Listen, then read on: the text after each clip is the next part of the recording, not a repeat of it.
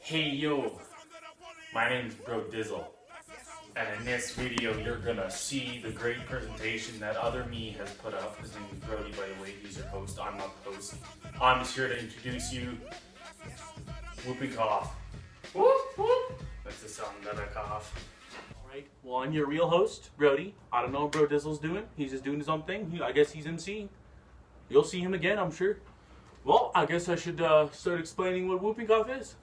Well, it's actually called pertussis, of course. That's the scientific name for it. And it is a highly contagious respiratory disease. It is caused by the bacterium Bordetella pertussis, of course.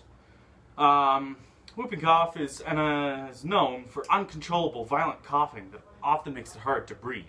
After fits of many coughs, someone with whooping cough often needs to take deep breaths, which results in a kind of whooping sound, gasping for air, which is where the name whooping cough comes from.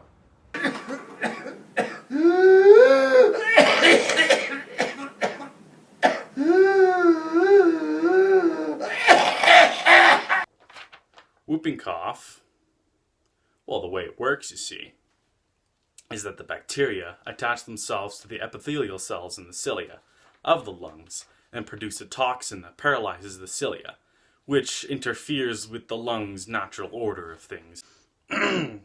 This causes inflammation in the respiratory tract, and then that interferes with the clearing of the pulmonary secretions, and then your body wants to get rid of that, so you cough lots, and that is why it's so bad for coughing. Whooping cough most commonly comes in 3 distinct stages. The first stage is kind of like the common cold. Runny nose, clogged sinuses, a light cough maybe, and that can last from 1 to 2 weeks. The second stage is the most predominant of all the stages of whooping cough. It is the part where, you cough lots and it hurts, and that can last from 1 to 10 weeks. And the last stage is a little less severe than the second stage, with slightly less of a cough, but it stays persistent from weeks to months. It can take a long time to get over whooping cough. Whooping cough most commonly affects infants and babies, and they are more susceptible to the disease because their immune systems obviously haven't been built up yet.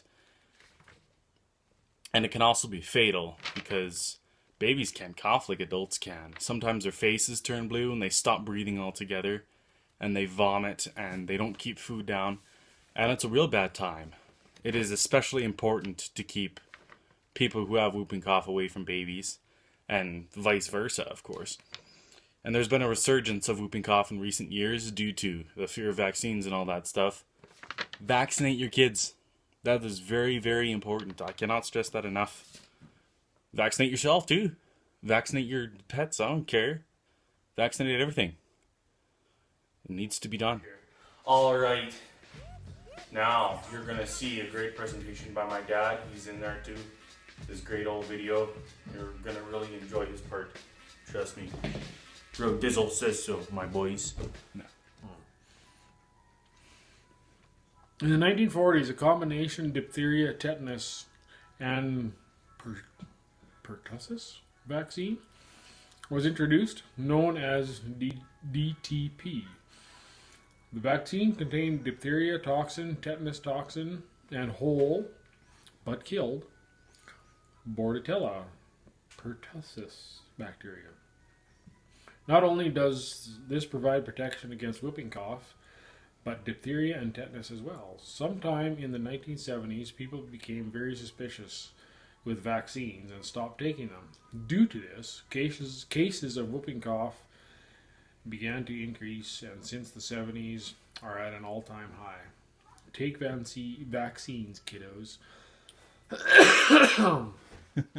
Along with any medication or antibiotics your doctor might prescribe, resting and consuming fluids and also having smaller meals will help make your symptoms less severe.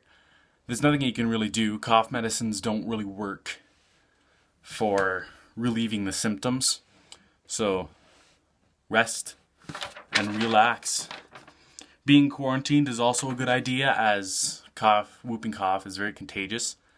So stay away from children, like I keep saying. As far as complementary and alternative medicine goes, there hasn't been much that has been proven to help prevent or cure whooping cough, which that kind of sucks, you know. But stuff like acupuncture and herbs can help stimulate your immune system to help treat whooping cough, so you can get over it faster, stuff like that. Stay away from infected people is also a good way to not get it, you know. Cough meds don't work, like I said. Keep kids away. And to wrap up, I dropped my paper. To wrap up, I'd like to say that it's not like tuberculosis. There haven't been many reported cases of adults dying. It's mostly just children. So, quarantine yourself if you get it. Stay away from children. You're not going to start coughing up blood or anything. It's not quite that severe. And I would like to demonstrate how this works quickly with a bottle that I made. And yeah, here we go. To demonstrate this, how whooping cough affects your lungs, I would like to use this bottle to help. See, here's your lungs, you know. Boop, boop, boop. This is your mouth outside. Sorry I don't have a diaphragm. This is the best I could do. See, works all normally. You know, pushing stuff out, sucking stuff in. Works normally, right? But with whooping cough, there's stuff in your lungs that your body wants to get rid of, and it doesn't like that. Now, to simulate what happens, I put water in these little balloons, and you can just hear that, you can kind of see a little bit of the water coming out. But this is what happens to your lungs when you're trying to get rid of all that pulmonary secretions, is that you're just coughing, but nothing's really happening, right? This is also why cough medicines don't work. Alright, well I hope y'all enjoyed that sweet video about whooping cough. I'll catch y'all in my next video, dudes.